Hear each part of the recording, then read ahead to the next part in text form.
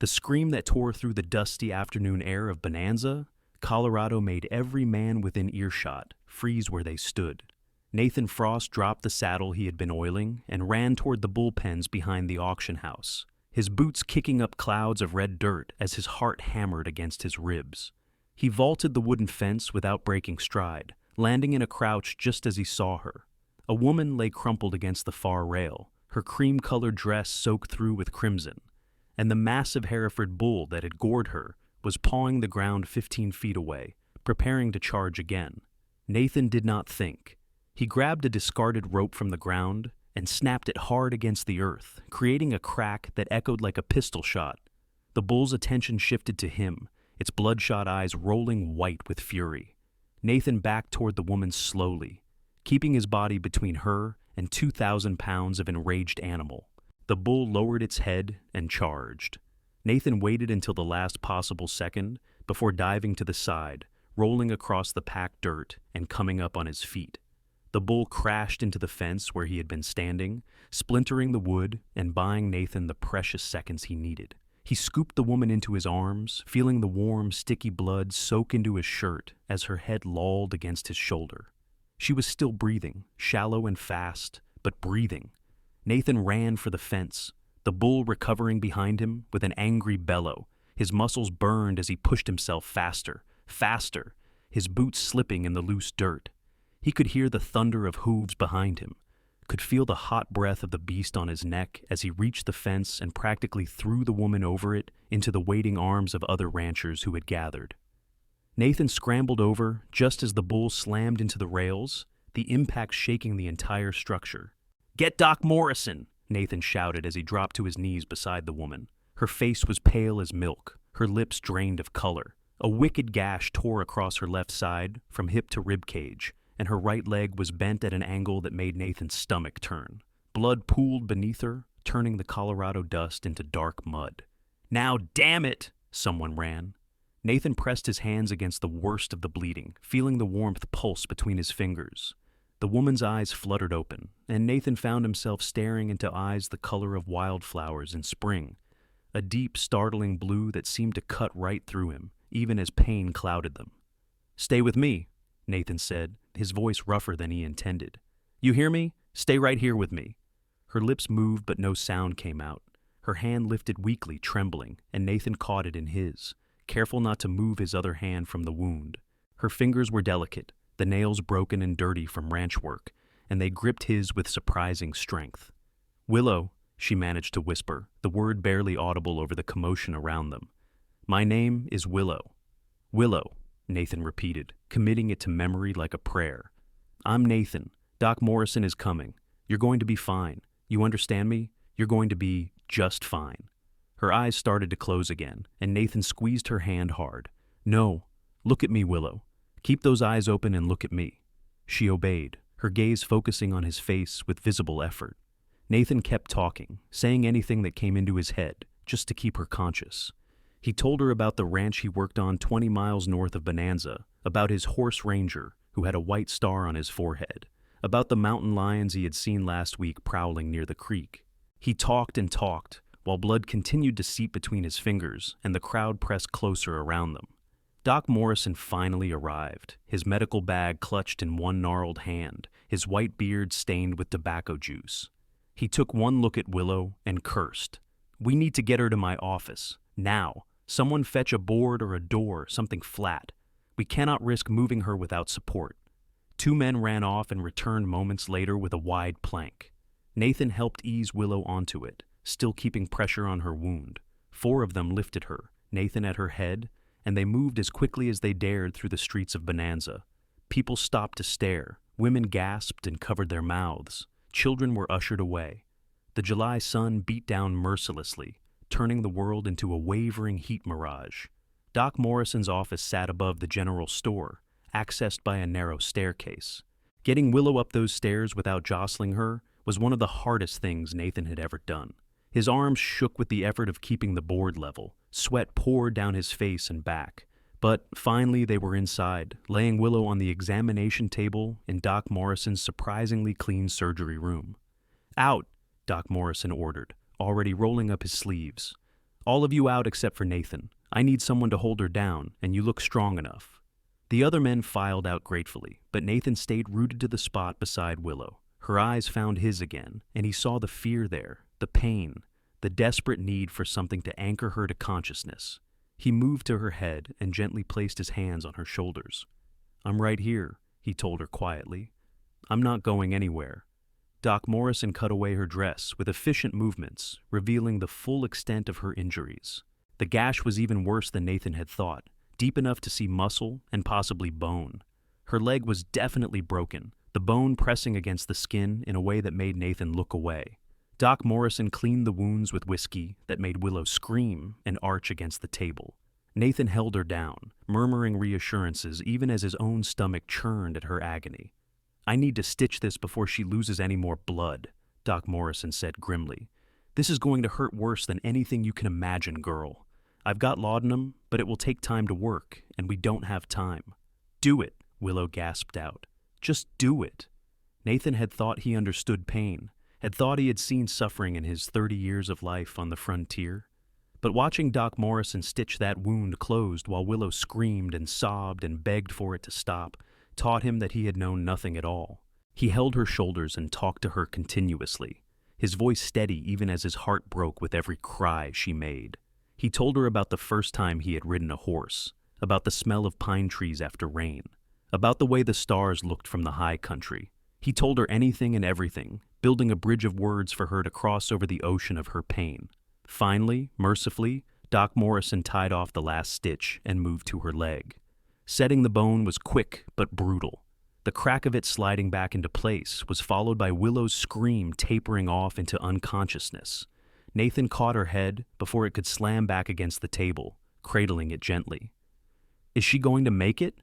he asked, his throat tight. Doc Morrison wiped his hands on a bloody cloth and sighed. "I've done what I can. The next 24 hours will tell. If infection sets in, there's nothing more I can do. If she makes it through the night without fever, she has a fighting chance." He looked at Nathan with sharp eyes.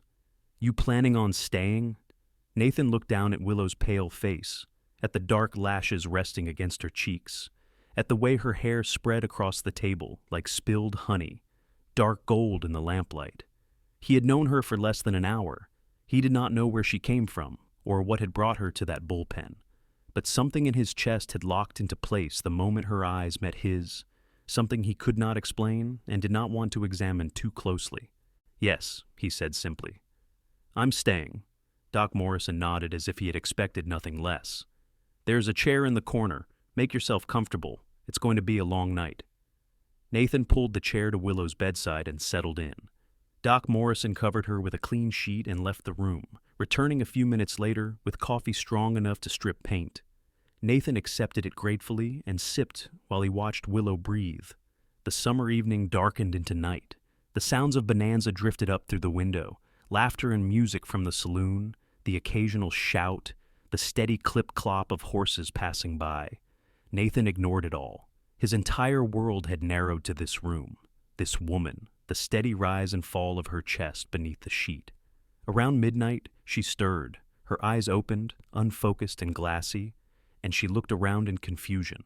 Nathan was on his feet immediately, one hand on her shoulder to keep her from trying to sit up. "Easy," he said softly. "You're safe. You're in Doc Morrison's office. You were hurt, but you're safe now." "Hurts," Willow whispered, tears sliding from the corners of her eyes. "Everything hurts." "I know." Nathan wished he could take the pain from her, wished he could bear it himself. "Doc Morrison said he would give you laudanum, but you need to stay awake a bit longer. Can you do that for me?" She nodded weakly. Nathan helped Doc Morrison tip a spoonful of the bitter medicine between her lips, then held a cup of water so she could wash away the taste. Her hand found his again and clung to it like a lifeline. "The bull," she said suddenly, her eyes widening. "I was trying to get the calf. It got stuck in the corner, and the bull just came at me. I didn't see it until too late." "The calf is fine," Nathan assured her, though he had no idea if that was true. "And the bull is locked up tight, can't hurt anyone else." "Where am I?" Willow asked, looking around the room with growing awareness. "I don't know Bonanza well. I only arrived 3 days ago." "You're new to town?" She nodded, then winced at the movement. My uncle died, Otis Brennan. He left me his ranch, what little there was of it. I came from St. Louis to see what I could make of it. Nathan knew the Brennan place, a small spread about 5 miles outside of town that had been slowly falling apart for years. Otis Brennan had been a drunk and a hermit, and Nathan was surprised the man had any family at all, much less a niece who would travel all the way from Missouri to claim his property. That's a hard piece of land, Nathan said carefully. Not sure it's fit for a woman alone. Willow's eyes flashed with sudden fire despite her pain. I can handle it. I'm stronger than I look. I don't doubt that, Nathan said, and he meant it. Anyone who could survive what she had just been through had steel in their spine. But you're going to need help getting back on your feet. That leg is going to take weeks to heal, maybe months. I don't have months, Willow said, her voice breaking. I have to get that ranch running or the bank will take it. I owe them money for the cattle I bought, and if I can't pay them back by September, I lose everything. It's July, Nathan pointed out gently. You've got time. Not if I'm lying in a bed for weeks. Fresh tears spilled down her cheeks, and Nathan felt something twist in his chest. This was my one chance to make something of myself, to have something that was mine, and I've ruined it before I even started. Hey now, none of that. Nathan squeezed her hand. You haven't ruined anything. You're alive, and that's what matters. The rest we can figure out. We? Willow looked at him with those striking blue eyes, confusion and hope warring in their depths. Why would you help me? You don't even know me. It was a fair question, and Nathan did not have a good answer, at least not one that made logical sense. But he had learned long ago to trust his instincts, and every instinct he had was screaming at him that this woman mattered, that she was important in a way that transcended reason or explanation. Maybe I want to, he said finally. Maybe I think someone who's brave enough to move halfway across the country to start a new life deserves a fighting chance at making it work. Willow studied his face for a long moment, searching for something Nathan could not name. Whatever she found there must have satisfied her, because she nodded slowly. Okay, she whispered. Okay. The laudanum was taking effect now, her eyes growing heavy, despite her efforts to keep them open. Nathan sat back down in his chair, still holding her hand, and watched as she drifted into a deeper, more restful sleep. Doc Morrison came in to check on her around 2 a.m. and pronounced her condition stable. Fever hasn't set in yet, he said quietly. That's a good sign. Keep an eye on her. If she starts burning up, fetch me immediately. Nathan nodded and resumed his vigil. The hours crawled past. He dozed fitfully in the chair, jerking awake every time Willow made the slightest sound. Dawn broke over the Colorado mountains, painting the sky in shades of rose and gold. Sunlight streamed through the window and fell across Willow's face, illuminating the freckles scattered across her nose and cheeks. Nathan found himself studying her features, committing them to memory, the curve of her jaw, the arch of her brows, the way her lips were slightly parted in sleep. She woke around mid-morning, more alert this time, her eyes clear despite the pain Nathan could see etched in every line of her face. Dr. Morrison examined her thoroughly and declared himself cautiously optimistic. The wounds were clean, no sign of infection, though it was still too early to be certain. He gave her more laudanum and strict instructions to stay in bed and not move. I need to pay you, Willow said as Doc Morrison prepared to leave. I have some money back at the ranch. We'll worry about payment later, Doc Morrison said gruffly. You just focus on healing. When they were alone again, Willow turned her head to look at Nathan. He was still sitting in the chair beside her bed, rumpled and unshaven, his shirt stiff with dried blood, her blood. You stayed all night, she said softly. I told you I wasn't going anywhere. You should go home, get some rest. You must have work to do. Nathan did have work to do. He was a ranch hand on the McAllister spread, and Thomas McAllister was a hard man who did not appreciate his employees shirking their duties. But Nathan could not bring himself to care. I'll send word to my boss, he said. He'll understand. Will he? Willow asked doubtfully. Nathan grinned. Probably not. But I'm the best Bronco buster he's got, so he'll put up with it. Willow smiled, the first real smile Nathan had seen from her, and it transformed her entire face. Even pale and hurting and flat on her back, she was beautiful. Not in the delicate porcelain doll way of the ladies who visited Bonanza from Denver, but in a real, earthy way that took Nathan's breath. "Thank you," she said quietly, "for saving my life, for staying, for all of it." "You're welcome," Nathan said, and meant it more than he had ever meant anything. Over the next 3 days, Nathan rarely left Willow's side. He sent a boy to the McAllister ranch with a message explaining the situation, and surprisingly, Thomas McAllister sent back his regards and told Nathan to take the time he needed. Nathan suspected Mrs. McAllister, who had a soft heart despite her husband's gruff exterior, had something to do with that. He also sent someone to check on the Brennan ranch to make sure the animals Willow had bought were fed and watered. Willow slept a lot those first days, her body using all its energy to heal. When she was awake, Nathan talked to her. He learned that she was 24 years old, that she had been working in a dress shop in St. Louis when she received word of her uncle's death. She had never met Otis Brennan, her mother's brother, but the lawyer's letter had arrived at a time when Willow was desperate for a change. She had been engaged to a banker's son, a man her parents approved of, a man who made Willow feel like she was suffocating. She had broken off the engagement and used the small inheritance her grandmother had left her to buy a train ticket west. Her parents had disowned her. She had arrived in Bonanza with nothing but her clothes, her grandmother's wedding ring, and a fierce determination to make a life on her own terms. Nathan found himself admiring her more with every story she told. She was brave and stubborn and entirely uninterested in fitting into the mold society had carved out for women. She reminded him of the wild mustangs he loved to break, beautiful and fierce and refusing to be tamed. He told her about his own life, about growing up on a small farm in Kansas, about losing his parents to cholera when he was 16. He had drifted west, working whatever jobs he could find, until he landed in Colorado 5 years ago and found work with Thomas McAllister. He had been saving money with a vague plan to buy his own land someday, though that someday always seemed to be hovering just out of reach. "Why haven't you bought land yet?" Willow asked him on the 4th day. She was sitting up slightly, propped on pillows, her color much better, though she still could not put weight on her injured leg. Nathan shrugged. "Never found the right place, I guess, and it's hard to save money when you're only making $30 a month." "That's all McAllister pays you?" Willow's eyes widened. "That's criminal for someone with your skills." "It's the going rate for ranch hands." "It's not enough." Willow was quiet for a moment, then said carefully, "What if I hired you?" Nathan looked at her in surprise. "Hired me?" "To help get my ranch running. I can't pay you much, maybe $20 a month to start, but I could give you a share of the profits once we get cattle sold, and when you had saved enough you could buy land of your own, maybe something adjacent to mine, so we could help each other out." It was not a terrible idea. In fact, the more Nathan thought about it, the better it sounded. The Brennan place needed a lot of work, but it had good water and decent grazing. With proper management, it could turn a profit, and working for himself, or at least working with someone who treated him as a partner rather than hired help, held significant appeal.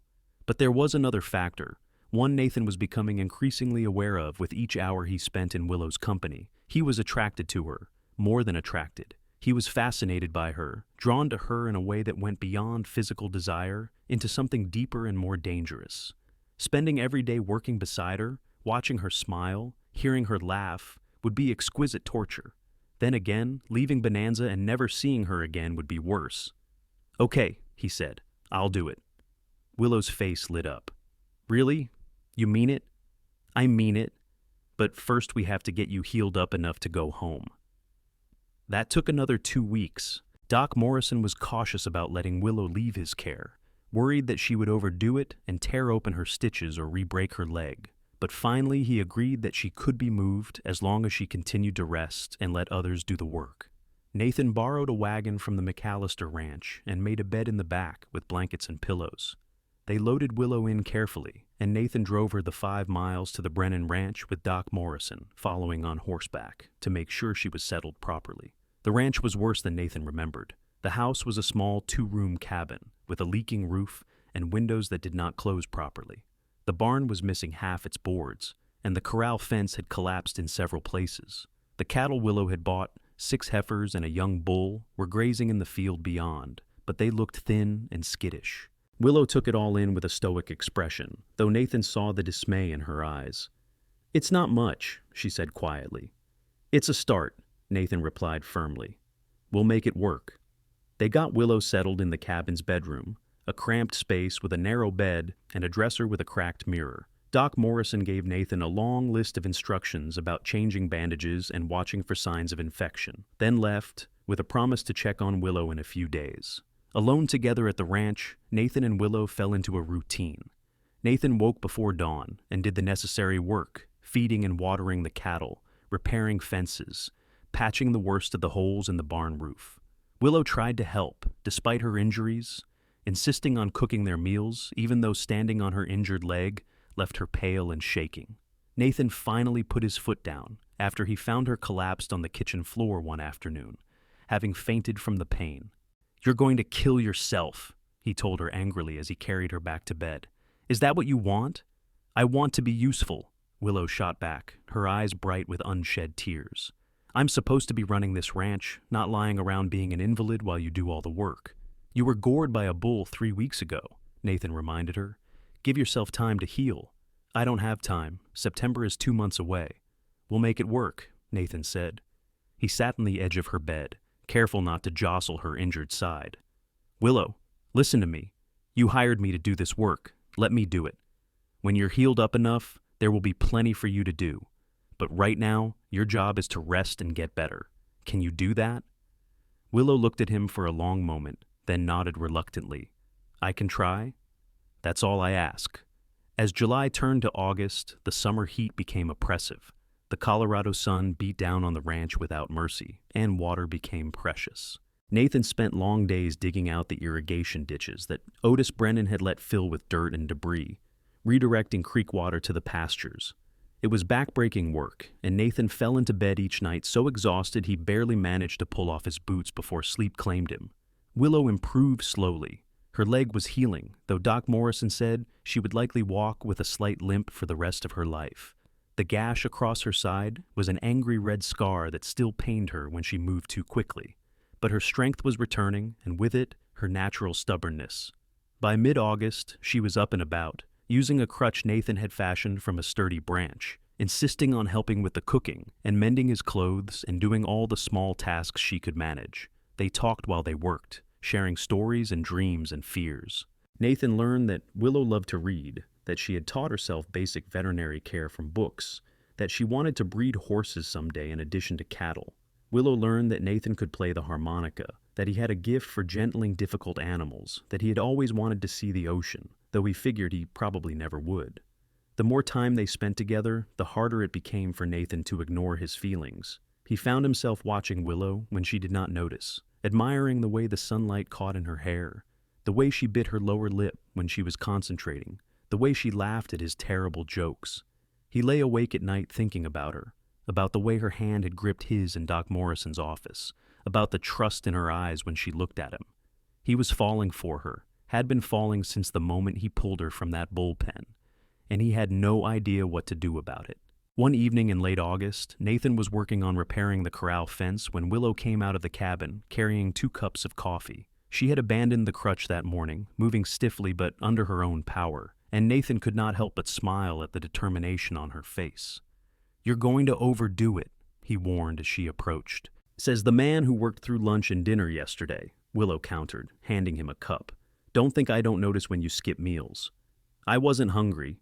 "You're always hungry. You eat like a bear getting ready for winter." Willow sat on a nearby stump, stretching out her injured leg with a grimace. "We need to talk about what happens next." Nathan took a sip of coffee, using the time to study her face. "What do you mean?" "I mean, we've got just over a week until September. The cattle aren't ready to sell yet. They need more time to fatten up. I'm not going to be able to pay the bank what I owe them." Nathan had been aware of this problem, had been worrying at it like a loose tooth. "How much do you owe?" $200. It was a staggering sum, more money than Nathan had seen in one place in years. "And if you can't pay?" "The bank forecloses. I lose the ranch." Willow's voice was steady, but Nathan could see the fear in her eyes. "I lose everything." Nathan set down his coffee cup and rubbed his face with both hands. $200. There had to be a way to get that kind of money. What if we sold some of the cattle now, even though they're not ready? Would that bring in enough? Maybe half. and then we would be losing money on the deal because I paid top price for those animals, and selling them underweight would mean selling at a loss. Willow shook her head. I've run the numbers 100 different ways, and they never work out. They sat in silence for a while, the August evening settling around them. Crickets chirped in the tall grass. The cattle lowed softly from the field. The mountains loomed dark against the purple sky. I have some money saved, Nathan said finally. $47. It's not much, but it's yours if you need it. Willow looked at him with such surprise and gratitude that Nathan felt his chest tighten. Nathan, I can't take your savings. That's your land money. What good is land if you lose yours? Nathan asked. We're in this together, remember? Together, Willow repeated softly. She was looking at him with an expression Nathan could not quite read, something warm and wondering that made his heart beat faster. You really mean that, don't you? Of course I do. Willow stood, moving closer to him, close enough that Nathan could smell the lavender soap she used, could see the flecks of gold in her blue eyes. Why? She asked quietly. Why are you doing all this for me? You barely know me. It was the same question she had asked him in Doc Morrison's office, and this time Nathan could not hide behind vague platitudes. This time he owed her the truth. Because when I pulled you out of that bullpen, something in me recognized something in you, he said, his voice rough. Because every day I've spent with you since then has only made me more certain that you're the most extraordinary woman I've ever met. Because I wake up every morning grateful that you're alive and I get to see you again. Because I'm falling in love with you, Willow, and I don't think I can stop it even if I wanted to. The silence that followed his confession was deafening. Willow stared at him, her lips parted in shock, and Nathan braced himself for rejection. She would say she did not feel the same way, that she valued him as a friend, but nothing more, that he had misread everything. He prepared himself for the words that would break his heart. Instead, Willow reached up and cupped his face with both hands, her calloused palms warm against his skin. You stubborn, wonderful fool, she whispered. I've been falling in love with you too. Then she kissed him, and Nathan's entire world rearranged itself around that single point of contact. Her lips were soft and urgent, tasting of coffee and hope, and Nathan wrapped his arms around her carefully, mindful of her still healing wounds. The kiss deepened, years of loneliness and longing pouring out of both of them, and when they finally pulled apart, they were both breathing hard. I was afraid to tell you, Willow admitted, resting her forehead against his. I thought you would think I was just grateful, that I didn't really feel what I thought I felt. And what do you feel? Nathan asked, needing to hear her say it. I feel like I've been waiting for you my whole life without knowing it. Like everything that happened, the inheritance, moving here, even the bull attack, was leading me to you. Willow smiled, and it was the most beautiful thing Nathan had ever seen. I feel like I'm finally home. Nathan kissed her again, softer this time, savoring the miracle of her in his arms. They stood together in the fading light, holding each other like they could build a fortress against the world through proximity alone. But the world had a way of intruding even on perfect moments. After a while, they reluctantly pulled apart, and the reality of their situation came crashing back. $200 by September, an impossible sum. We'll figure it out, Nathan promised. Somehow, we'll figure it out. The next morning, Nathan rode into Bonanza to talk to Thomas McAllister. The rancher listened to Nathan's problem, his weathered face impassive, as Nathan explained Willow's situation. When Nathan finished, Thomas was quiet for a long moment, then surprised Nathan by offering a solution. I'll buy those cattle from you now, pay full price for them, on the condition that you keep them on your land and finish fattening them up for me. When they're ready, I'll have them moved to my place. That way, Miss Owens gets the money she needs now, and I get good cattle at a fair price later. Nathan could hardly believe what he was hearing. You would do that? Known Otis Brennan for 30 years, Thomas said gruffly. Watched that place go to hell while he drank himself to death. Nice to see someone trying to make something of it again. And my wife thinks you're sweet on this girl, says I should help you out. I've learned not to argue with Mrs. McAllister when she gets an idea in her head. Nathan shook Thomas's hand with genuine gratitude. Thank you, sir. This means more than you know. Just make sure those cattle stay healthy. And Nathan? Thomas fixed him with a stern look. If you're serious about this girl, you better marry her proper. Don't go bringing shame on a lady who's already got the whole town talking." Nathan felt his ears burn, but he nodded. "I intend to, sir. Soon as I can afford a ring." Thomas snorted. "Women don't care about the ring as much as men think they do. They care that you show up and do the work. You've been doing that. Keep it up." Nathan rode back to the ranch feeling lighter than he had in weeks. When he told Willow about Thomas's offer, she actually cried, tears of relief streaming down her face as Nathan held her. "We're going to make it," she said, laughing through her tears. "We're actually going to make it." They went to the bank the next day and paid off Willow's debt with the money from Thomas, plus Nathan's savings to cover the shortfall. The banker was clearly disappointed to lose the opportunity to foreclose, but he handed over the deed to the ranch, now unencumbered, and Willow clutched it like a treasure. That night, they celebrated with a special dinner, or as special as they could manage with their limited supplies.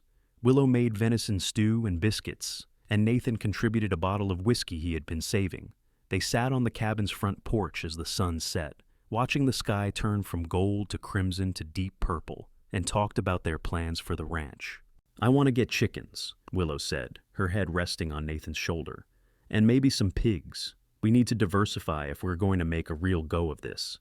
"We'll need more land eventually," Nathan added. "The water rights on the north section are complicated. I was thinking we could try to buy that parcel from the Jacobson family. They're not using it." "We?" Willow repeated, smiling. "I like how that sounds." Nathan turned to face her, suddenly nervous despite everything they had already shared. "Willow, I know we haven't known each other long, just 2 months. And I know there's still a lot we're figuring out. But I don't want to spend another day without you being sure of how I feel. Will you marry me?" Willow's eyes widened. "Nathan, you don't have to ask just because of what Thomas said. I'm not asking because of Thomas. I'm asking because I love you, because I want to build a life with you, a real life, as your husband." Nathan took her hand, his thumb brushing across her knuckles. "I don't have a ring yet, but I promise I'll get you one. I know I'm just a ranch hand with nothing to my name except $47, well, now $0, and a horse. But I'll work hard for you every day for the rest of my life if you'll have me." "You think I care about money?" Willow's voice was thick with emotion. "Nathan Frost, you saved my life. You stayed with me when you had no reason to. You've worked yourself to exhaustion helping me save this ranch. You're the kindest, strongest, most decent man I've ever met. Of course I'll marry you." Nathan kissed her then, long and deep, pouring everything he felt into that kiss. When they finally pulled apart, Willow was crying again, happy tears that she did not bother to wipe away. "When?" she asked. "When should we get married?" "As soon as possible," Nathan said. "This week if we can arrange it." They rode into Bonanza the next day to speak with Reverend Thompson, the Methodist minister who served the town and surrounding ranches. He was a jovial man in his 50s who agreed immediately to perform the ceremony. They set the date for the following Saturday, just 5 days away. News of the impending wedding spread through Bonanza like wildfire.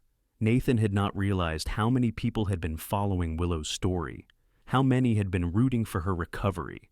Mrs. McAllister took charge of the preparations with the efficiency of a military general, enlisting a group of ranch wives to help. They descended on the Brennan Ranch 2 days before the wedding, bringing food and decorations and a beautiful cream-colored dress that had belonged to Mrs. McAllister's daughter. "She moved to San Francisco last year," Mrs. McAllister explained as she helped Willow try on the dress. "Got married to a banker and has no need for this anymore. It would mean a lot to me if you wore it."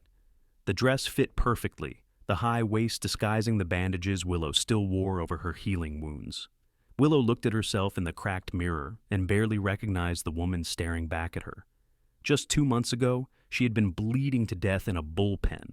Now she was about to marry the man who had saved her life, the man she loved, with an intensity that still surprised her.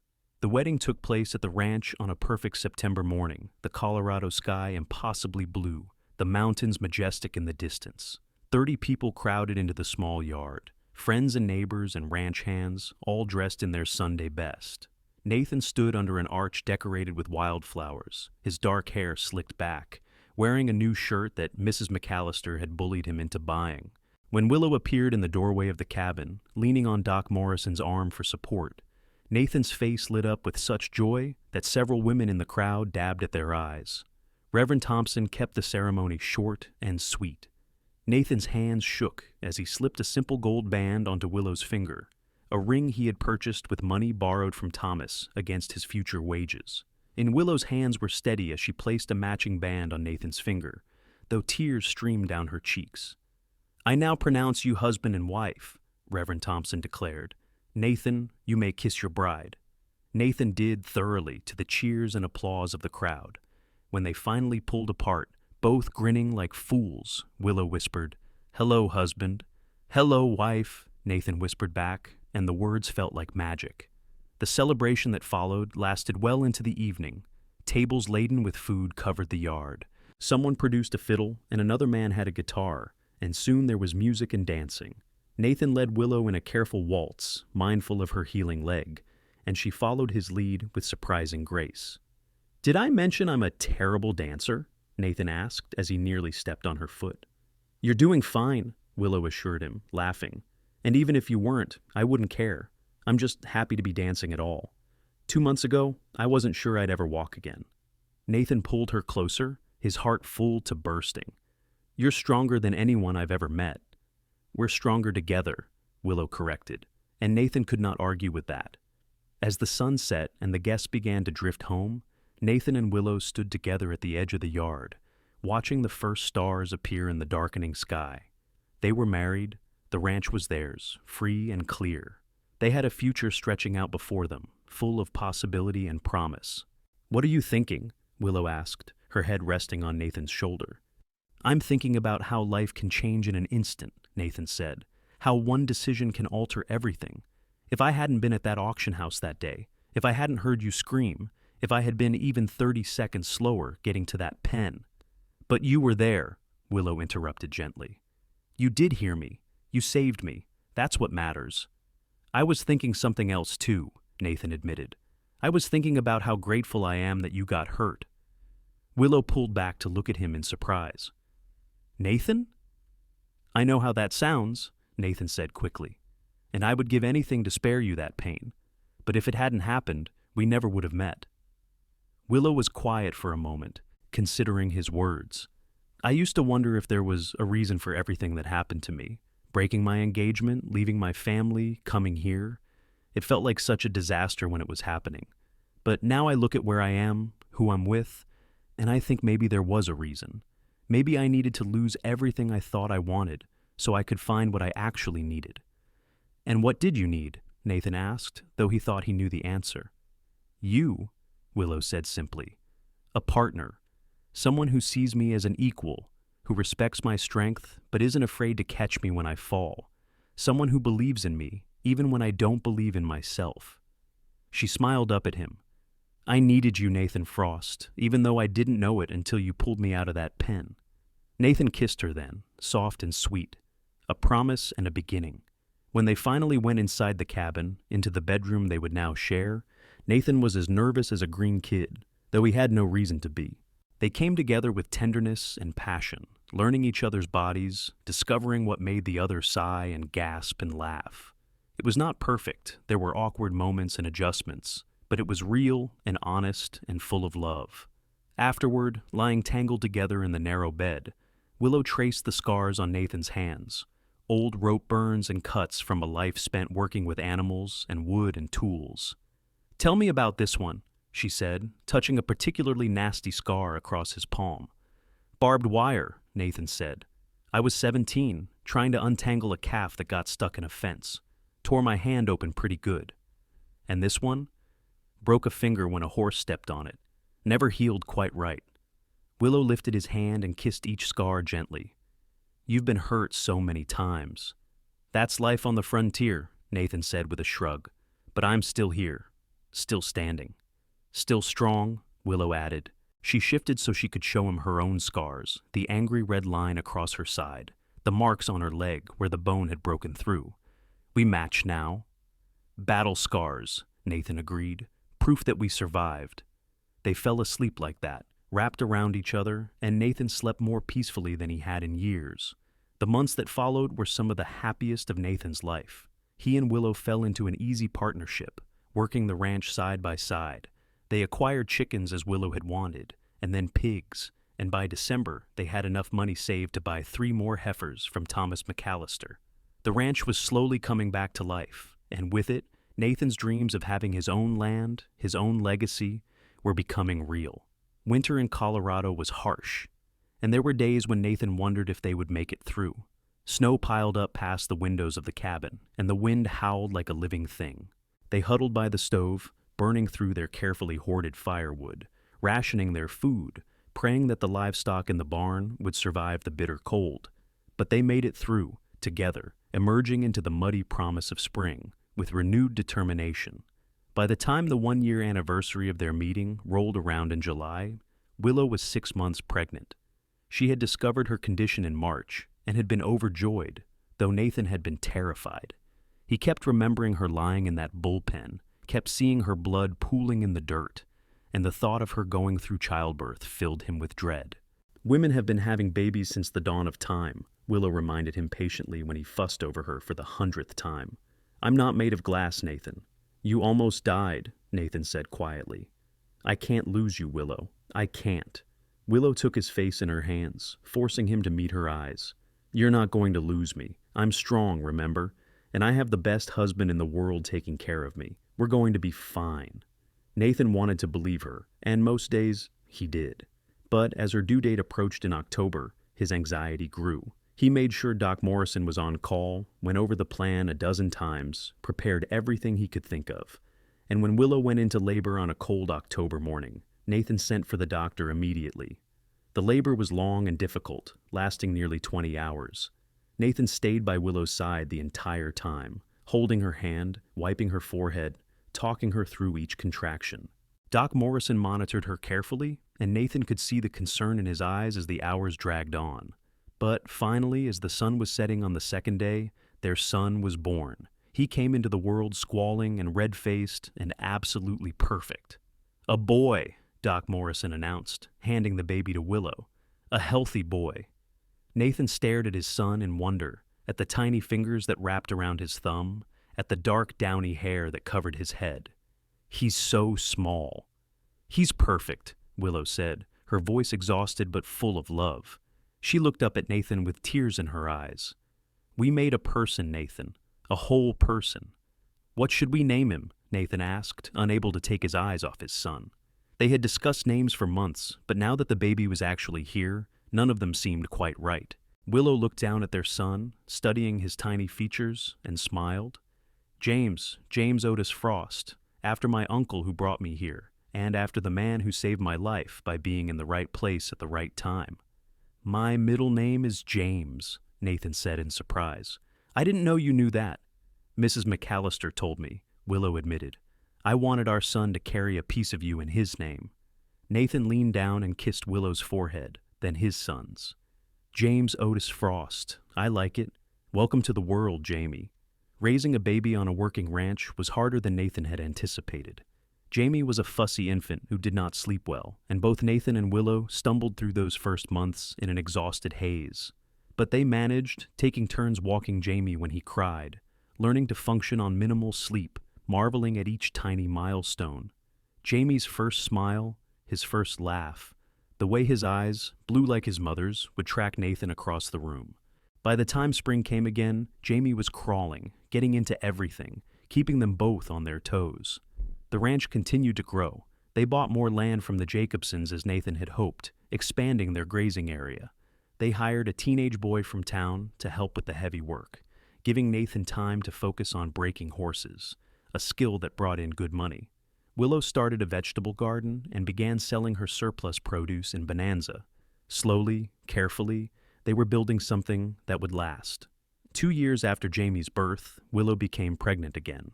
This time Nathan was less terrified and more excited, confident that Willow would be fine. Their daughter was born in the spring of 1883, an easy birth that took only 6 hours. They named her Rose after the wild roses that grew along the creek each June. Life settled into a comfortable rhythm. The children grew. The ranch prospered. Nathan and Willow faced challenges, droughts, and harsh winters and sick animals, and all the 1,000 small disasters that came with frontier life. But they faced them together. They had arguments, of course, disagreements about money and child rearing and which fields to plant. But they always talked it through, always found a compromise. On their 5th wedding anniversary, Nathan finally took Willow to Denver for a weekend. It was the first time either of them had left the ranch for more than a day, and they felt like children playing hooky from school.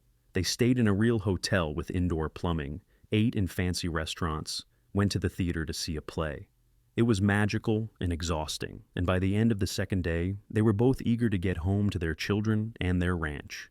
"I love that we did this," Willow said, as the train carried them back to Bonanza. "But I love our life more. Our simple, messy, perfect life." "It is perfect," Nathan agreed, his arm around her shoulders. "Not what I imagined when I was younger, but better than anything I could have dreamed up."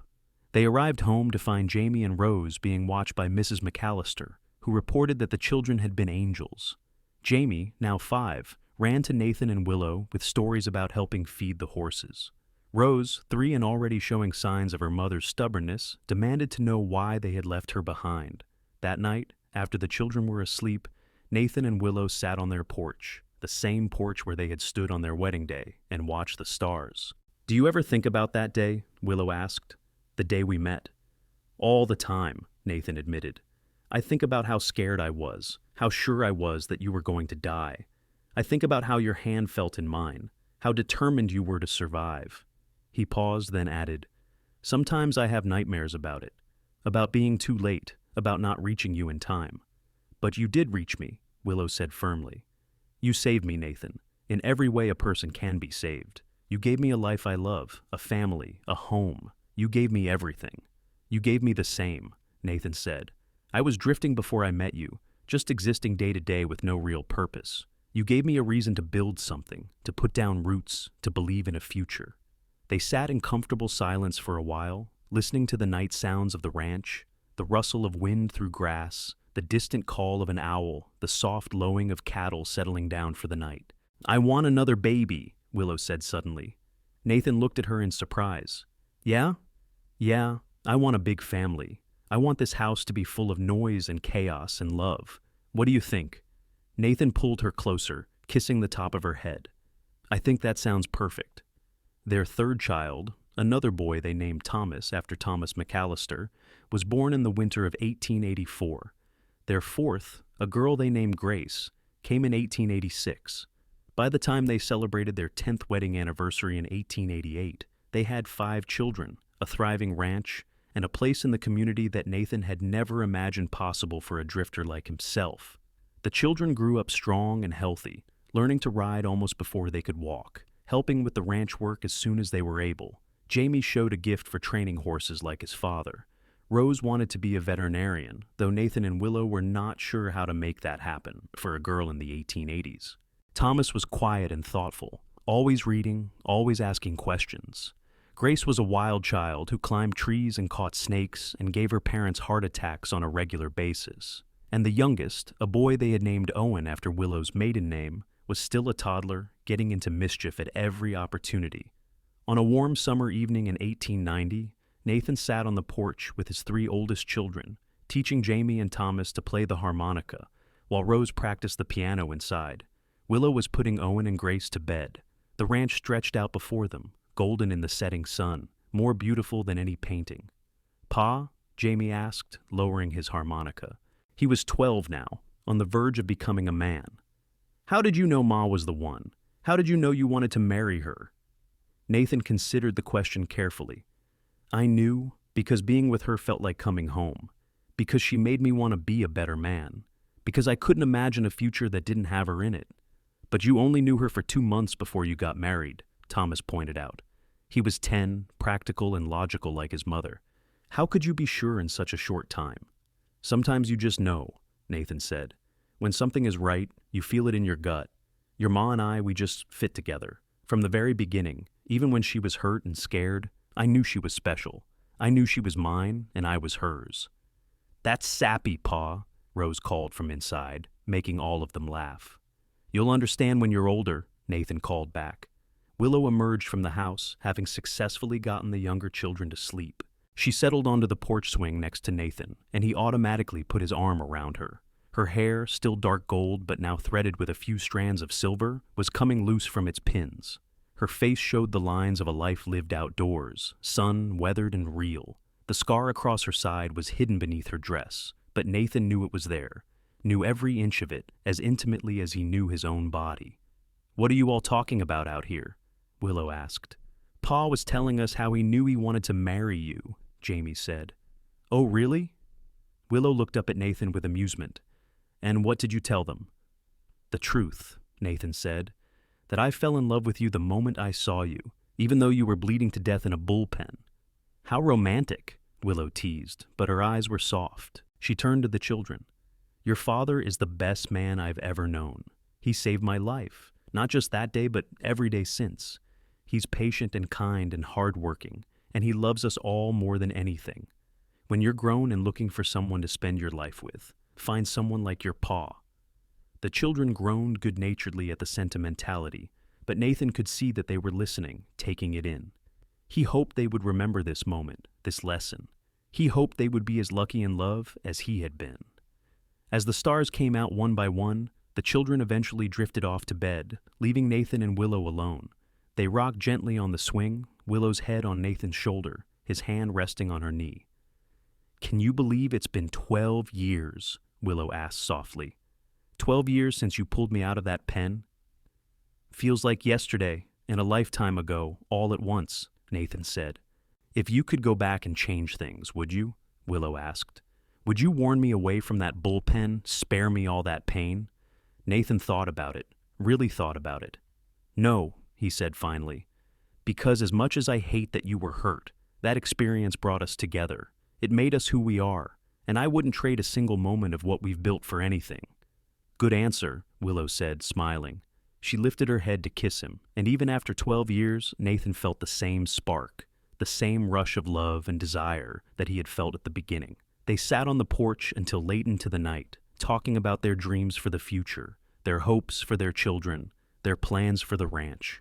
They talked about maybe traveling again someday, taking a family trip to see the ocean that Nathan had always wanted to visit. They talked about growing old together, about rocking on this same porch when their hair was white and their children had children of their own.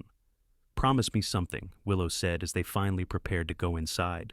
"Promise me that no matter what happens, no matter how hard things get, we'll face it together, just like we always have."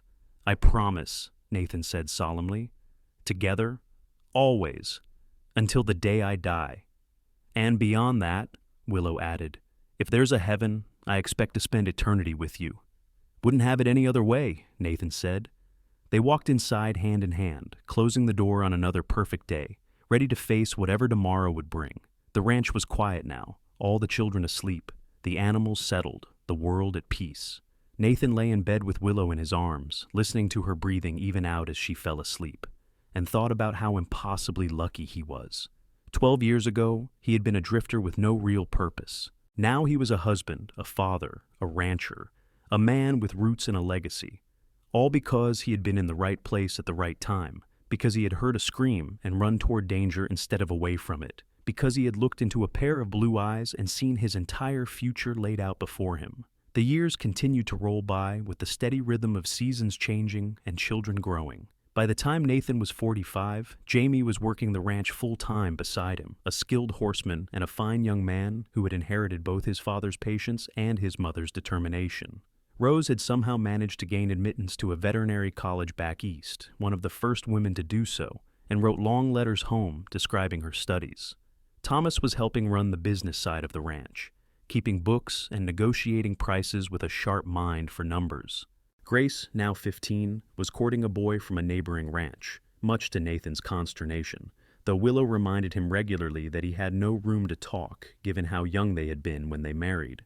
Owen, the baby of the family at 12, was still figuring out his place in the world, but he had a gift for fixing things, taking apart machines, and putting them back together better than before. The ranch had expanded over the years until it was one of the largest in the region. They ran 200 head of cattle now, plus horses and pigs and chickens, and even a few dairy cows. They employed 6 full-time ranch hands and hired on extra help during busy seasons. The original cabin had been expanded into a proper house with 4 bedrooms, a real kitchen, and even indoor plumbing that Nathan had installed himself with Owen's help. But success had not changed who they were at their core. Nathan still woke before dawn to check on the animals. Willow still cooked most of their meals and tended her garden and mended clothes by lamplight. They still sat on the porch in the evenings when the work was done, talking about their day, making plans, dreaming dreams. On their 25th wedding anniversary in September of 1898, their children threw them a surprise party. Friends and neighbors from all over the county came to celebrate, filling the house and yard with laughter and music. There was dancing and food and toasts to the happy couple. Mrs. McAllister, now in her 70s but still sharp as a tack, gave a speech about how she had known from the beginning that Nathan and Willow were meant for each other. "I watched this boy carry that girl out of a bullpen covered in blood," Mrs. McAllister said, her voice carrying over the crowd. "And I saw the way he looked at her, like she hung the moon and stars. I told my Thomas that very day. I said those two are going to get married, mark my words. And sure enough, 2 months later, here we were at their wedding. 25 years and 5 children later, they're still just as much in love as they were at the start. That's something special, folks. That's the kind of love that builds legacies." Nathan felt his throat tighten as the crowd applauded. He looked at Willow, still beautiful to him, despite the silver in her hair and the lines around her eyes, and thought about everything they had been through together. The good times and the hard times, the losses and the victories. The ordinary daily grind of life on a ranch. Through it all, they had held on to each other, had chosen each other every single day. Later that night, after all the guests had gone home and the children had finally gone to bed, Nathan and Willow walked down to the creek that ran through their property. The September moon was full and bright, turning the water to liquid silver. They stood on the bank, arms around each other, listening to the soft burble of the current. "Do you remember what you said to me the night we got engaged?" Willow asked. "Which part?" Nathan asked. "I said a lot of things that night. You said you would work hard for me every day for the rest of your life. And you have, Nathan. You've kept that promise every single day for 25 years. It's never felt like work," Nathan said honestly. "Loving you has been the easiest thing I've ever done." Willow turned in his arms to face him, her hands coming up to frame his face. "I love you, Nathan Frost. I have loved you since the day you pulled me from that pen, and I will love you until the day I die and beyond." Nathan kissed her, pouring 25 years of love and devotion into that kiss. When they finally pulled apart, both were teary-eyed.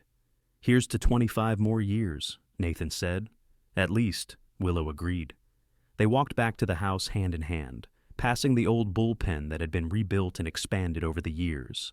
Nathan paused to look at it, remembering that day so long ago, the terror and the blood and the way Willow's hand had gripped his. "You know what I think about sometimes?" Nathan said. "I think about that bull. If it had been a little faster, a little more accurate with its horns, if things had gone just slightly differently." "But they didn't," Willow said firmly. "We're here, Nathan. We're alive and together, and we have this beautiful life. Don't waste time on what-ifs." "You're right," Nathan agreed. "You're always right." "I know," Willow said with a grin, and Nathan laughed. The years that followed brought changes, as years always do. Thomas McAllister passed away, and Nathan and Willow attended his funeral with heavy hearts, knowing they had lost one of their greatest supporters and friends. Mrs. McAllister followed him 2 years later, dying peacefully in her sleep at the age of 80. Doc Morrison retired and moved to Denver to live with his daughter, though he still sent letters inquiring about Willow's health. Rose finished veterinary school and returned to Colorado, opening a practice in Bonanza and becoming the first female veterinarian in the state. Jamie married a sweet girl from town and started his own ranch on a piece of land Nathan and Willow gave him as a wedding present. Thomas went to law school and came back to become Bonanza's town attorney. Grace married her childhood sweetheart and moved to Wyoming, though she visited often. Owen discovered a passion for engineering and left to work on the railroad, sending money home and visiting when he could. As the new century dawned in 1900, Nathan and Willow found themselves empty nesters for the first time in 18 years. The house that had once been full of noise and chaos was now quiet, just the two of them rattling around in all that space. It took some adjustment, but they discovered they liked having time for each other again, liked being able to have a conversation without being interrupted, liked the freedom to make love in the middle of the day if they wanted to. They were in their 50s now, slower than they had been, their bodies bearing the wear and tear of decades of hard physical labor. Nathan's knees ached on cold mornings, and Willow's old injuries from the bull attack pained her when the weather changed. But they were still strong, still capable, still deeply in love. On a bright October morning in 1902, Nathan woke to find Willow already up and dressed, standing at the window looking out over their land. He came up behind her and wrapped his arms around her waist, resting his chin on her shoulder. "What are you thinking about?" he asked. "I'm thinking about how grateful I am," Willow said, "for all of this, for you, for the life we've built together." "Me too," Nathan said. They stood like that for a long time, watching the sun rise over the mountains, painting the world in shades of gold and pink. 30 years ago, Nathan had been a ranch hand with no prospects and no family. Now he had everything that mattered. A woman he loved beyond reason, children who made him proud, a ranch that would provide for generations to come. "You know what I realized?" Willow said suddenly. "It's been 30 years since you saved my life." 30 years, Nathan repeated, amazed. "Where did the time go?" "Into this," Willow said, gesturing to the ranch spread out before them. "Into our children and our home and our life together. Every moment was worth it, Nathan. Every hard day, every struggle, every challenge. It was all worth it because I got to face it with you." Nathan turned Willow in his arms and kissed her, soft and sweet and full of the love that had only grown stronger with time. "Here's to 30 more years," he said. "I'll take whatever time we have left," Willow replied, "as long as we're together." They went about their day doing the work that needed doing, checking on their remaining cattle, repairing a section of fence that had come down in the last storm. It was ordinary, unremarkable, the kind of day they had lived 1,000 times before, but it was also perfect in its simplicity, in the comfortable rhythm they had developed over 3 decades of marriage. That evening, as had become their custom, they sat on the porch and watched the sunset. The sky turned from blue to orange to purple to black, stars emerging one by one like diamonds scattered across velvet. A cool breeze carried the scent of pine and sage. In the distance, cattle lowed softly. "Do you ever regret it?" Nathan asked suddenly. "Leaving St. Louis, giving up the life you could have had back east?" "Not for a single second," Willow said without hesitation. "That life would have killed my spirit, Nathan. I would have been trapped in a loveless marriage, playing the role of the proper banker's wife, pretending to be someone I wasn't. Here, I got to be myself. I got to build something with my own hands. I got to love you. This life has been hard, but it's been real, and it's been mine. Ours." Nathan nodded, satisfied. He had wondered sometimes over the years if Willow missed the comforts of city life, the culture and society and ease that she had given up to marry a ranch hand and live on the frontier. But her answer was honest. He could hear it in her voice, and it eased a worry he had carried for 3 decades. "I love you, Willow Frost," he said quietly. "More today than yesterday, more tomorrow than today." "I love you too, Nathan Frost," Willow replied, "always and forever." They sat on the porch until the night grew too cold to stay outside, then went into the house, into their bedroom, and held each other as they had every night for 30 years. Nathan fell asleep with Willow's head on his chest, her breath warm against his skin, and thought about how blessed he was. How impossibly, incredibly blessed. The years continued their steady march. Nathan and Willow became grandparents as their children had children of their own. They watched their grandchildren grow up on the ranch, teaching them to ride and rope just as they had taught their own children. They celebrated birthdays and holidays, weathered losses and celebrated victories. They grew older together, their bodies slowing, but their love never diminishing. On a summer evening in 1910, 42 years after they first met, Nathan and Willow celebrated their anniversary quietly, just the two of them. They were both in their 60s now, gray-haired and weathered, but still strong enough to work the ranch with help from Jamie and his sons. They sat on their porch in the familiar swing, holding hands, watching the sun set over land they had poured their lives into. 42 years, Willow marveled. It seems impossible. "Best 42 years of my life," Nathan said. "Mine too," Willow agreed. She was quiet for a moment, then said, "Nathan, do you ever think about what happens after, when we're gone?" "Sometimes," Nathan admitted. "I think about our children taking over the ranch, about our grandchildren running cattle on this same land. I think about how we'll live on through them, through the legacy we're leaving behind." "That's nice," Willow said. "I like that. We won't really be gone as long as they're here, carrying on what we started." They sat in comfortable silence as the stars came out, the same stars they had watched together for 4 decades. Nathan felt content in a way he had never imagined possible when he was a young man drifting from job to job. He had found his place in the world, found his purpose, found his home, and it had all started with a scream in a dusty bullpen on a hot July afternoon. "Thank you," Nathan said suddenly. Willow looked at him in surprise. "For what?" "For letting me save you, for trusting me, for building this life with me, for loving me even when I was just a broke ranch hand with nothing to offer." Nathan squeezed her hand. "You gave me everything, Willow. You gave me a reason to be better, to work harder, to build something that mattered. I don't know who I would have become without you, but I'm glad I never had to find out." Willow's eyes filled with tears. "Oh, Nathan, you saved me in every way a person can be saved. You gave me freedom and love and partnership. You made me feel strong even when I was weak. You believed in me when no one else did. We saved each other, don't you see? We built this life together, brick by brick, day by day. That's what makes it beautiful." Nathan pulled her close and kissed her forehead, breathing in the familiar scent of lavender soap and sunshine that had been uniquely hers for 42 years. "I would do it all again," he said quietly. "Every hard day, every struggle, every challenge. I would do it all again just to end up here, with you." "So would I," Willow whispered. "So would I." They sat on the porch until late into the night, 2 people who had become one through years of love and partnership and shared dreams.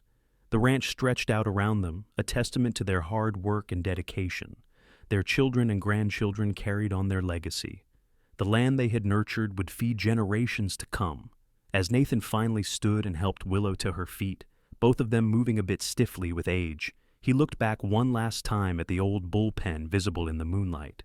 The place where it had all started. The place where Willow had almost died, and Nathan had discovered what it meant to truly love someone. He thought about that scared young man who had vaulted the fence without thinking, driven by instinct and compassion to save a stranger. He thought about the brave young woman who had survived injuries that should have killed her through sheer force of will. They had been young and poor and had no idea what they were getting into when they fell in love. But they had built something that lasted, something real and true and beautiful. Hand in hand, Nathan and Willow walked into their house, closing the door on another perfect day. Tomorrow would bring more work, more challenges, more ordinary moments that made up a life well lived. But tonight, they had each other, just as they had for the past 42 years.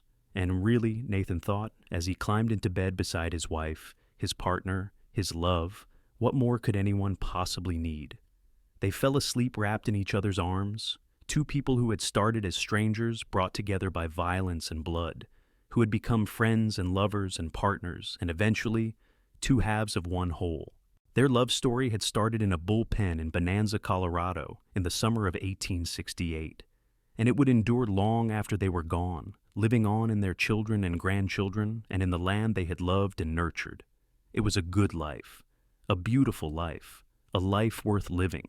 And it all started with a cowboy who heard a scream and ran toward danger, and a woman who fought to survive, and a love that grew from the blood and dust of the American West into something timeless and true.